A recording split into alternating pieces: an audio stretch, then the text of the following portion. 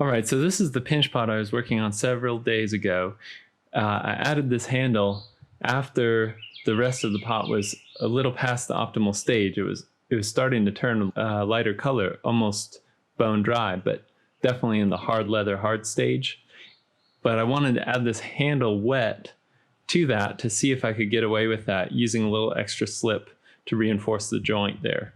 And so then I wrapped it up and let it sit for 4 days without unwrapping it at all, without doing anything, and just let that moisture recalibrate and redistribute around the piece. And so that has seemed to work so far. I've got now the handle is at the same hard leather, hard consistency as the body of the pot. And you can see, near this joint, I don't see any visible cracks or anything yet. So far, so good.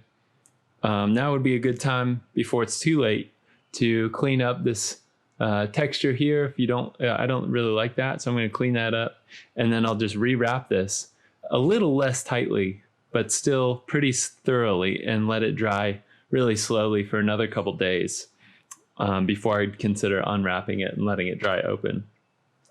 But you can see that, with a little extra slip, if you're careful and you're willing to put in the work, you can attach things that are not equal consistencies.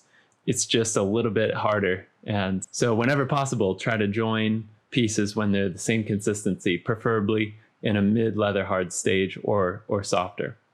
So to clean this up, I'm just going to use my wooden knife and a tiny amount of water, just enough to smooth out that surface. And the wooden knife is nice because it's harder than my finger, so I can press into that already dry clay more effectively and smooth that out.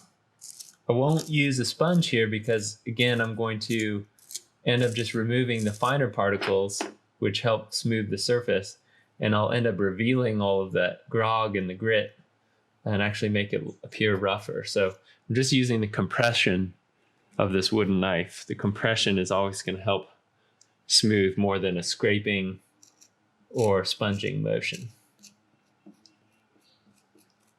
So I won't bore you with the details, but that's how you clean that up.